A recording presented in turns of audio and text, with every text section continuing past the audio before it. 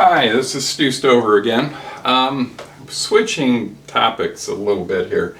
One of the topics that I spent a little bit of time in my grad school time was on a guy named Lawrence Kohlberg and his theory of moral development. And there is some economics to this, but it's mostly other disciplines that are connected to this particular topic. But I think it's really important for a variety of reasons. And any society struggles with these kinds of questions. And how do we make sense of this? And so there's a lot of things that, particularly in the culture of today and the politics and the, just in general how our society is functioning, I think this is an interesting model. Okay, so Lawrence Kohlberg was a psychology, that's a good question, psychology, philosophy, I don't know, whatever he was, at Harvard, and he's Jewish. Okay, so Kohlberg, post-World War II, didn't like the ways that particularly we Americans, were framing the Germans and the Japanese and our enemies. And so, interestingly enough, in that era, we tended to talk about the Germans and the Japanese as somehow genetically flawed. And genetically, I mean, there was something in their culture, in their genetics, their whatever, that predisposed them to do bad things, to do war, to, be the awful stuff that we saw in World War II on both fronts, both Europe and Asia. And Kohlberg is kind of looking around going, I don't think that's the answer, because how many of us Americans are German? Stover is obviously a German name. We have lots and lots of Japanese in this country who choose not to do truly awful things like some of the Japanese did in World War II. So he didn't like the answer. So he thought there had to be other explanations. And isn't that what scientists do, is that you have an answer that seems to be out there and you're kind of going, I'm not sure that's correct. And so what do? You then study the problem and you come up with a hypothesis, and then you go through the scientific process to try and come up with a better answer on this stuff. And frankly, there were a bunch of other folks doing similar kinds of things. You had the obedience experiments, which many of you I'm sure are very familiar with. They ran the experiments, and here's normal Americans running the buttons in this little experiment to danger level on people, pushing the electric shock to try and get correct answer. I mean, it was an experiment to see if how obedient and compliant people would be. Lots of issues there, obviously, it showed up. Lots of other experiments did similar things to look at the nature of how people end up making decisions and how they frame their morality in real terms. So one of the things that Kohlberg did with his theory of moral development, he actually has a six level process of moral development as we move through the stages and whatever. It's a little hard to sort out all the 6 stages. So what I tend to do is I tend to group it into the 3 big categories. And so the first one is what he called conventional. And so typically this is, 2 to 12, maybe. Typically. 2 to 12. Conventional means, where does your sense of right and wrong, morality, come from? And it comes from authority figures. Okay, what does that mean? Parents. Well, of course, it comes from parents. Parents are the most significant influence on kids until they get into probably middle school. And it's not just parents, but it might be the priest or the minister, it might be government officials, although less likely these days, and a variety of other authority figures that will sort of frame this for them. So this is external. meaning your sense of morality, your sense of right and wrong, is all dictated based on what other people tell you. And you adopt it, you're compliant. So there's a level of compliance that is typically part of this sort of conventional thinking. Now, when we come back in a second, I'm going to talk about a couple variations on how this works. But the idea is people are being told what to do, what to think, how to behave, and there's consequences if you don't do it right. There's rewards if you do it the right way. So a lot of the behavioralism focused on this kind of stuff. I mean, of course it did. And so there's all sorts of implications. We'll come back to some of the implications in a minute. But what tends to happen, in psychological terms, we call it dissonance. Dissonance shows up. In this case, what does dissonance mean?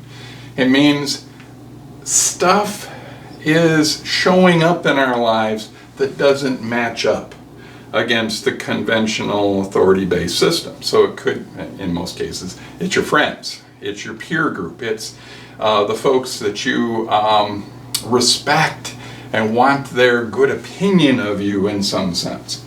And so this notion of something is happening that is putting cracks in your, and what is this? This is a worldview. It's a way to make sense of the world, a way to sense of who you are and how you fit in, all that kind of stuff.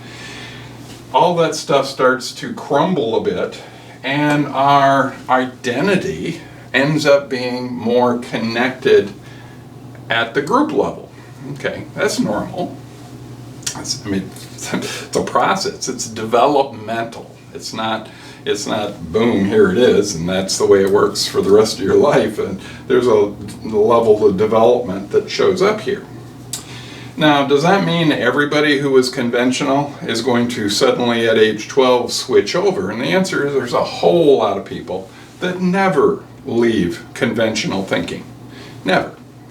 There's, for a whole host of reasons, they may see all this stuff and they may reject it. They may be more comfortable with that. Or these guys are really powerful, and if you look at dictatorships around the world, you tend to have dictators wanting their people to stay in this sort of compliant mode as citizens of the country. So there's a lot of things that would suggest that some people end up staying there. But what happens? Most people do. What are examples of this? So if you go into most suburbs, and HOAs would be in some ways a good example of this today too, but if somebody decides to paint their house purple or pink or rainbow, horrible, what is it? What happens? The community will sort of pounce on them and force them back into compliance. We have our rules. We have our society. You're affecting my property values. And on and down the list it goes as they try and force somebody who is out of compliance with the group, in this case, not their necessarily authority figures, but the group, force them into compliance, force them to paint their house white. Does that happen in lots of arenas, not just HOAs? You bet. Happens at work, happens at church, happens at school. Pick an arena, you're going to have a fair amount of this kind of stuff going on.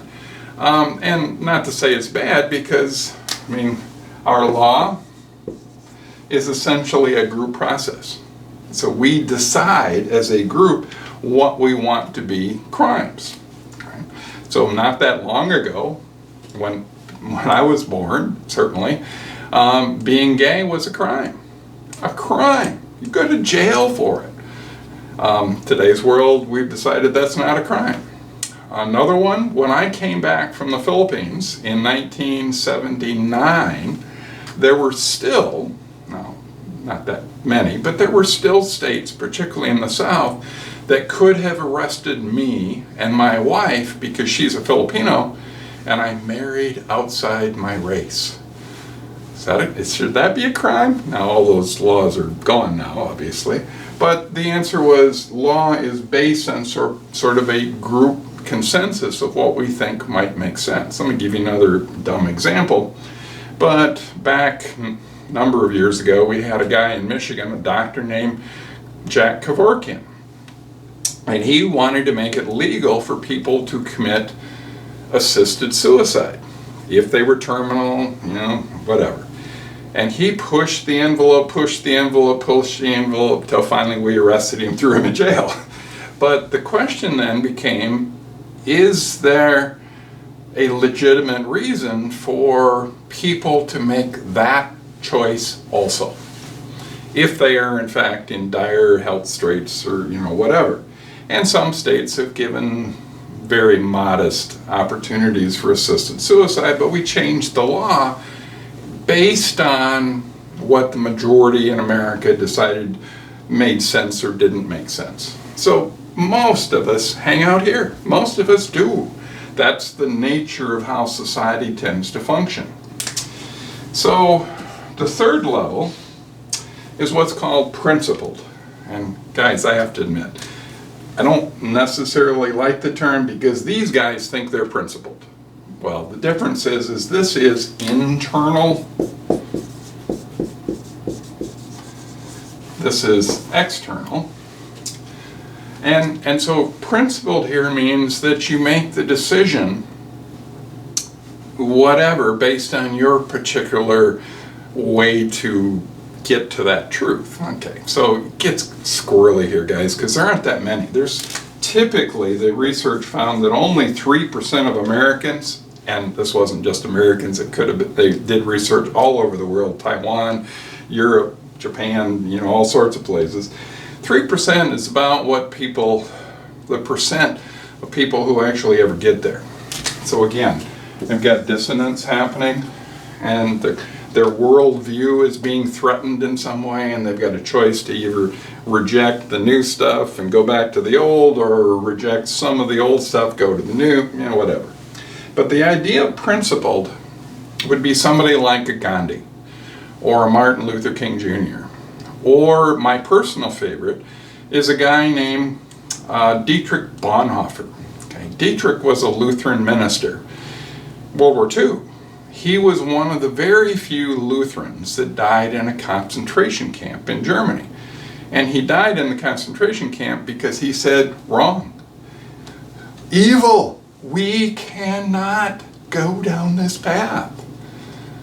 And they arrested him, threw him in the concentration camp. And so he was willing to bear the consequences personally, or of his beliefs in this case. An interesting example, if any of you want some more information, we can talk more about Dietrich, because he was a fascinating character in so many ways. But the idea is they choose their path. I suppose Nelson Mandela would be another example. But the reality here is that you only got a few people. Is it easy to figure out who's principled and who's not? No, it's very hard to sort that out. Because one of the differences here against traditional psychology is that in psychology, behavioralism, and some of the other theories, you're looking at the behaviors. And you evaluate people based on what they do. Well, in this case, we're looking at how they think, and how they reason, and how they move forward with their approach to life in whatever way. Well, Kohlberg also found that it was virtually impossible for somebody less than 25 to ever become principled. Okay, so 25 to 30, as we're potentially becoming principled, what are we doing? Starting a job, we've got a family, and the world is complicated. And you got all sorts of pressures every which way, and there's very little time for dialogue. And dialogue is a specific term in Kohlberg's world that it means we're examining and we're thinking about and we're checking our assumptions about how things work, all that stuff. Gotta admit, guys, it's hard to do when you got young kids and work, all the other stuff going on to do that, but that's part of that dissonance that will show up if somebody's going to get to this principle level. You gotta have this. All right. So let me back up. I love this model. It's obviously very hard to do because you can see what people do with their behaviors. They respond in this way. They are a troll on the internet, or whatever the deal is, or you can see all that stuff. This is how the reasoning process in the head works. So let me cut this conventional in two ways, because you might think that I hate conventional. Well, in some ways I do, but the reality is there's a ton of conventional people who are good people. They're doing their jobs. They're taking care of their families. They're paying their bills. They're doing stuff. But they tend to live in a what's called a binary world.